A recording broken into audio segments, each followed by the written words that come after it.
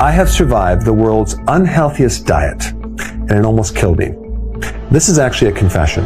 I consumed, and I'm not kidding, 12 donuts without even the thought that it was going to affect my blood sugar. I didn't even know about blood sugar at the time. Now, of course, if I did that now, I would just be a basket case. But my entire childhood was filled with sugar, starch, seed oils, sweetened cereals every single morning. Every Halloween, I would consume the entire amount of candy that I had that night. At social events, oh my gosh, I would consume a case of soda. I would do chicken pot pies, like 4 of them. And in addition to that, I would have TV dinners. And every single night after dinner, I would literally graze from the time I would stop dinner until the time I was ready to go to bed. It was a constant grazing every single night.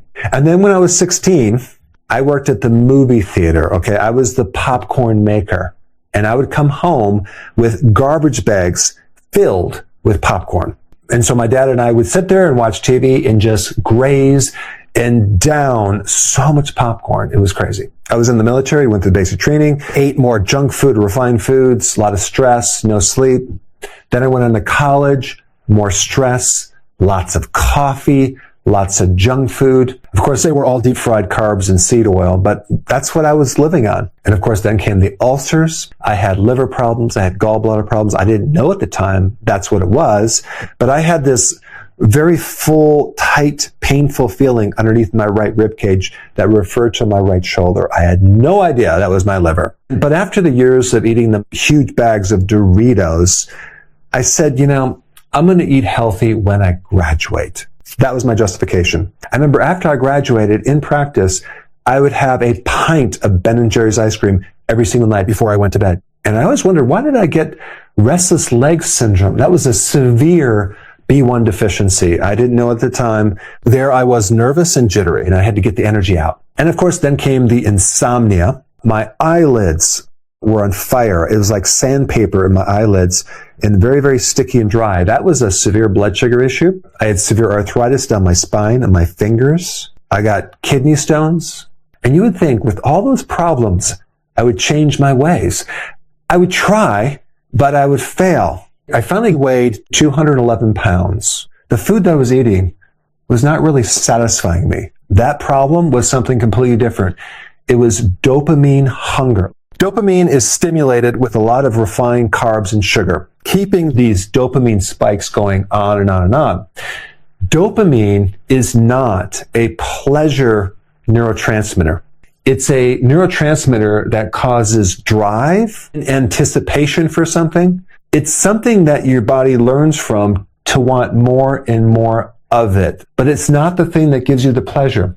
The problem is it's a trap, because as this drive for more junk food occurs, you get less pleasure from it, to the point where the feedback loop sends a signal back telling the body to make more and more and more dopamine. What happens over time, if you eat a lot of junk food, or you have too much dopamine, you start getting resistance. And that little receptor for dopamine gets sucked into the cell to the point where you have fewer receptors. So now we have dopamine dysregulation. We have a problem with dopamine.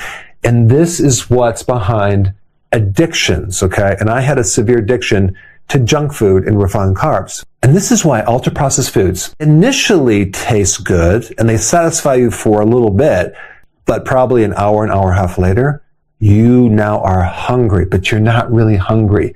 You have this neurotransmitter that's kicked in there, causing you to want that same thing over and over and over again. It's really a trap. And if you have this dopamine problem and you go back to real food, it doesn't give you the same sensation because your receptors are all messed up and there's confusion in the brain. So you just want more junk food to get more of this. So that mechanism was literally training me to go off track and want the wrong foods. So now let's talk about how to solve this problem, because the first thing you need to do is identify the real enemy. The real enemy is this.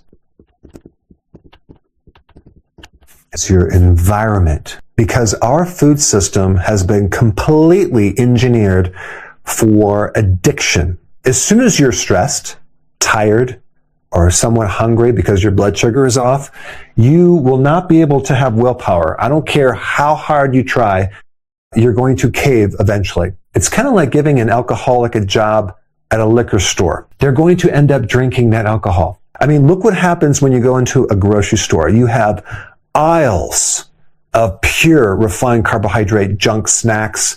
When you're hungry or tired, you will walk out with junk food, I guarantee. Recently, I went into people's houses doing videos on trying to teach them about what to eat. And I go in the refrigerators and I go in their pantry and I see the same thing over and over and over again. Just so much junk food. And they're in an environment where they are exposed to it constantly. And there's certain health experts that keep giving this advice. You just got to try harder. Everything in moderation. You just have to have willpower. It's all about calories. Just eat less. It's portion control, right? Take a look at Weight Watchers. What is their success rate? It's like 95% failure because they're trying to motivate people. The enemy is not a lack of willpower. It's your environment. We're living in this modern world, which is a trap with so many things engineered to keep us hooked and addicted. Removing you from all the triggers is really the only solution. That way, all these options are not available. There's only one option, and it's a healthy food. Let's go through step by step what you need to do to get out of the trap and focus on the environment first. Number one, clean out all of the ultra-processed foods out of your entire house. I'm talking about your refrigerator and your pantry. It's been making you sick. It's the stuff that causes disease and diabetes. It's not helping you. And to have this food in the house is not a good strategy. It's going to keep you going off track all the time. Now, I'm going to put a little link down below. And at the end of this video, you can go to it and you can download a free app. It's Dr. Berg Junk Food Meter to be able to scan these different foods one by one so you can really quickly determine what is ultra-processed foods. Ultra-processed foods are really mostly made of 3 ingredients: seed oils, industrial starches, and sugars. If you think about it, what's missing from those ingredients? Protein. And then also foods that are not as calorie dense, that take work to break down and digest, and that would be vegetables or like a salad, right? Veggies. Because protein will help your blood sugar and really, truly satisfy you, and it's loaded with nutrition as well. Okay, so this is number one. Number two, absolutely, positively no snacking. Why? Because we're trying to correct insulin, and every time you eat, no matter if it's healthy or not, you spike insulin, and so both of these will help reverse the insulin damage. Grazing at night is the worst time to snack. So you should literally, after dinner, turn the lights off, put a sign there. The kitchen is closed. So that way you can overemphasize you don't want to be grazing after dinner. You want to be able to eat and then not eat until the next day. Number three, no food visible. So many people on their countertops, they have these little bowls of food. Sometimes they're healthy food. I would not keep that food out there.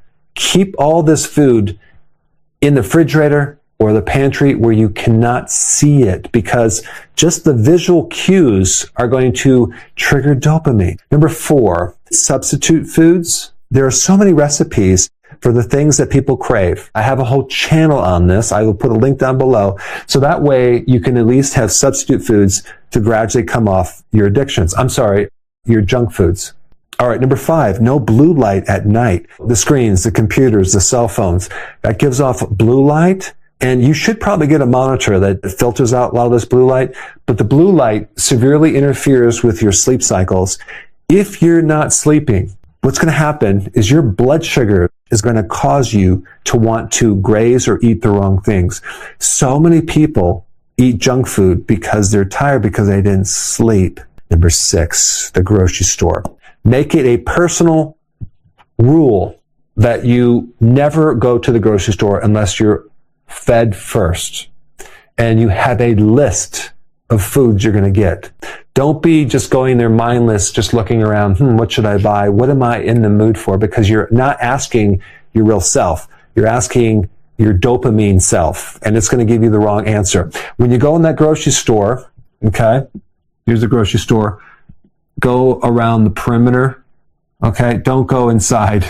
That's where they have most of the junk food. Of course, they have the junk food when you check out too. But this facility is a trap. This is where people cave and they buy the wrong things, and then they bring it home, and then they have to keep saying no over and over and over again. I have finally gotten out of the trap. When I go to the grocery store, boy, I do not buy anything that's not on the list that I bring in there. But as I'm going through the grocery store, I'm looking around and I'm seeing these people, what they're buying. And I'm like, I'm not saying anything, but I'm like, wow, boy, I can see you have a spike in dopamine. Number 7, preserve your sleep. Sleep greatly helps stabilize your blood sugar and reduces cravings. Big time. Number 8, social events. This is a killer right here. It's such a social, natural thing to give people sweets and certain foods that maybe they shouldn't eat. And maybe even go there and bring some food to share, and then that way you can have something to fall back on. So many times I've been to social events where they didn't have anything I could eat at all, and that was a problem. Do what you can to be more in control of this environment right here, and try to limit the damage control that's going to happen when you go to some of these social events. Some people, as part of their work, boy, they go to a lot of social events and they have to go out to dinner a lot. But you can personally be a trendsetter and maybe have the social event at your house where you can then control the food.